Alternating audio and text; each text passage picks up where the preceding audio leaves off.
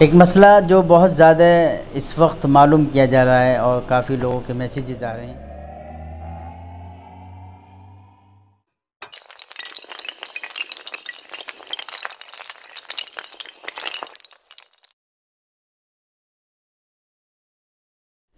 वो है शराब और नशे की हालत में तलाक़। क्या शराब और नशे की हालत में तलाक़ हो जाती है?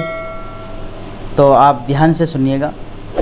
बात यह है कि शराब और नशे की हालत में भी तलाक़ वाक़े हो जाती है, लेकिन चूँकि आवाम जो है वो अपने आप को ये समझते हैं कि हमारी अक़ल जो काम कर रही है वो सही है, हमारी अक़ल में जो आ रहा है वो ठीक है, लेकिन उन्हें ये बात मालूम नहीं कि शरीयत और अक़ल को कभी एक साथ नहीं रखा जा सकता। इंसान की अक़ल तो कुछ भी कह सकती है, लेकिन शरीयत का जो मसला है वो अलहदा है। अब सामने वाला ये समझता है कि नशे की हालत में, शराब पीने की हालत में जब आदमी होश हवास खो बैठता है तो तलाक़ क्यों वाक़ होती है, हालांकि उसे होश बाकी रहता है, अच्छे बुरे की उसे तमीज़ रहती है। अगर कोई नशा करने वाले शख्स को नशे की हालत में पाखाना खिलाने लगे या पेशाब पिलाने लगे तो क्या वो पी लेगा? नहीं पी सकता, वो बच जाएगा।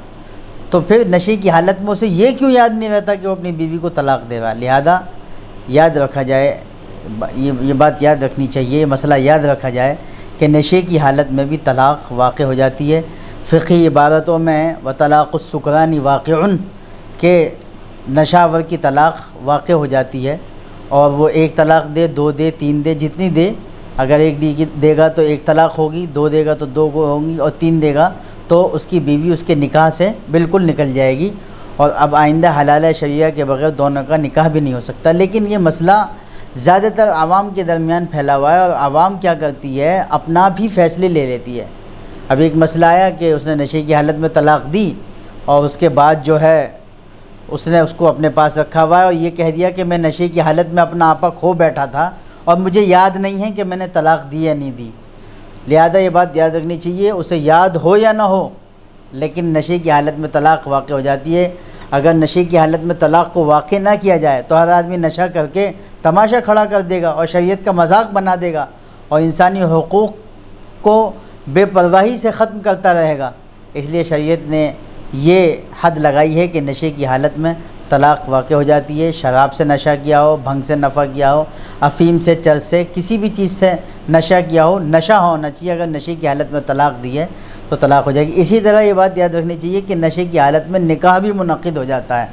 अगर किसी शख्स ने नशा किया है और नशे के बाद फिर उसने निकाह को कबूल कर लिया और बाद में ये कहे कि मुझे तो नशा था, तो याद रखो कि उसकी बात का एतबार नहीं होगा और नशे की हालत में निकाह भी उसका मोतबर माना जाएगा। ऐसे ही तलाक़ भी नशे की हालत में मानी जाएगी। लिहाजा जो हज़रात नशे की हालत में तलाक़ दे देते हैं या जितने भी आइम्मा हज़रात उनके पास ये मसला है तो यही बताएं कि नशे की हालत में तलाक़ वाक़ हो जाती है, और अगर एक तलाक़ दिए तो एक होगी और दो दी हैं तो दो होंगी। नशे की हालत में तलाक़ वाक़ होती है, ये मसला जहन में रखना चाहिए, क्योंकि काफ़ी सारे लोग इस सिलसिले में कन्फ्यूज़ हैं कि इस सिलसिले में काफ़ी सारे लोग मुतज़ब्ज़ब हैं कि नशे की हालत में तलाक़ नहीं होती। चूँकि बाज़ लोग ये भी बता देते हैं कि नशे की हालत में तलाक़ नहीं होती। जिन्होंने ये मसला बताया कि नशे की हालत में तलाक़ नहीं होती उन्हें मुकम्मल बात मालूम नहीं है। अहनाफ़ रहमहुल्लाह का मुफ्ता भी कौल और राज कौल इस ज़माने में यही है कि नशे की हालत में तलाक़ वाक़ हो जाती है। पहले हालत नशा में तलाक़ थोड़ी मुख्तलिफ रही थी, लेकिन अब तमाम अइम्मा अरबा, इमाम हनीफ़ा, इमाम अहमद बिन हम्बल, इमाम शाफ़ी, इमाम मालिक रहमहुल्लाह के नज़दीक, सबके नज़दीक यही है कि नशे की हालत में तलाक़ वाक़ हो जाती है। लिहाजा इस मसले को जहन में रखना चाहिए। अल्लाह हम सबको अमल की तौफ़ीक़ नसीब फ़रमाए। वस्सलामु अलैकुम व रहमतुल्लाह।